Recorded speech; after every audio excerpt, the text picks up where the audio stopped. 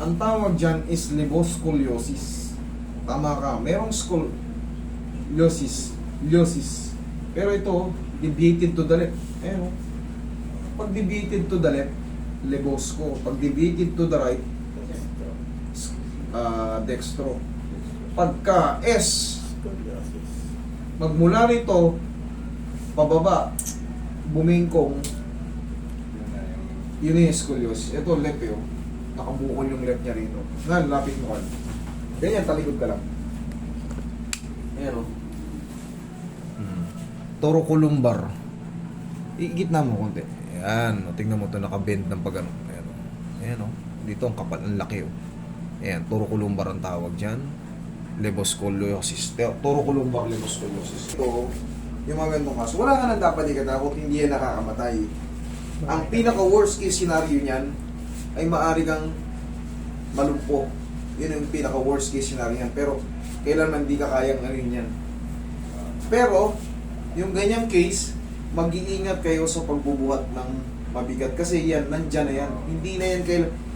Kunyari, granting na 10, sabihin na natin 10 degrees angle cove. Ang tawag kasi yun, angle cove. 10 degrees. Yung 10 na yun, mababawasan lang yun. Maaaring mag 7, 6. Pero still. Pero ang mahalaga nun, ang mapaparang mo ba? Di ba palagi masakit balakang mo? Yun. Ba? Master, ayos ah. Wala yung sakit ng balakang mo. Pero wag po kayo magpakatiwala kagad. Baka ang binubuhat nyo naman eh, yun. Kasi hindi ka matatahimik dyan.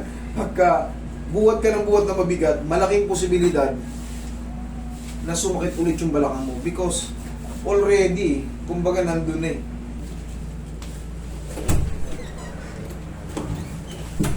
Ikaw ang matagilid idol. Ikaw ang matagilid. Tapos yung ituturo ko sa'yo, ganun lang sa umaga pagkagising mo ha. Ganito rin yan, yung position na yan. Tignan mo yung, tignan mo yung position mo na yan. Ganyan yan, Ganun din mo sa umaga.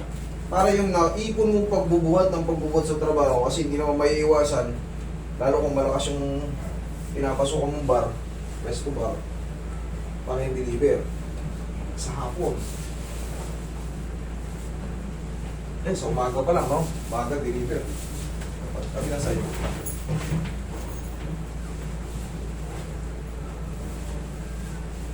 Dito. Yan. Relax na kayo lahat. Huwag nalabanan. Relax. Yan, sipa.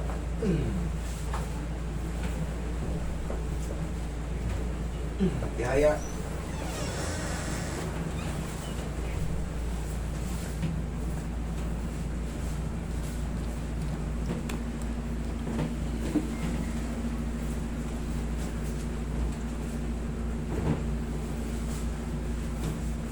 Dampak.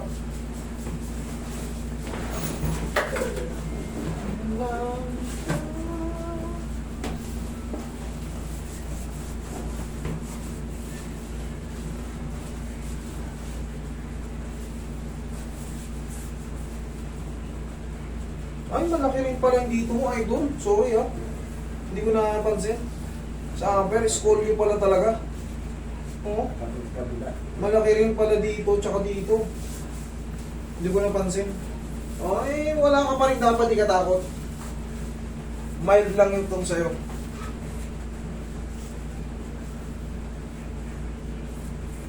Ingat lang idol sa pagbubuhat ng sobrang bigat, ha? Okay. Yun lang.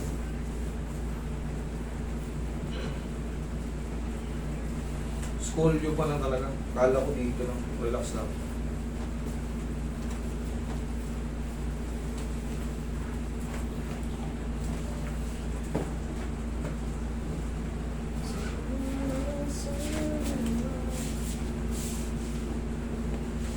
Relax lang.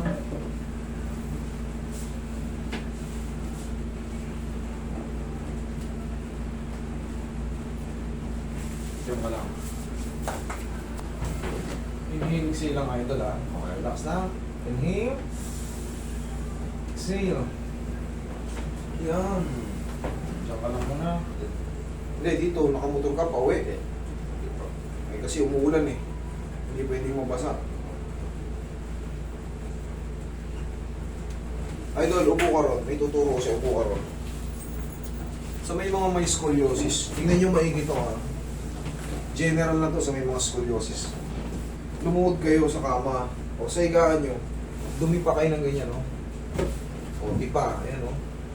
Ang bilang yan, 1, 2, 3 lang. Huwag yung tagalan. 1, 2, 3. Tapos, cobra pose. 1, 2, 3. Sa pambalik. 1, 2, 3. Sa pambalik. 3 repetition lang, 3 counts. Okay? Tapos, kahit pa paano, hapusan nyo ng pau yung katawan nyo. Abot nyo naman yan, ganun-ganun ninyo lang. Tapos ito pinakamahalaga. Tayo ka. Tayo ka. O, ayan. 1, 2. Ikaw nga. Sige, madadali mo rin yan. Tingnan mo ko. Yun, tama yun.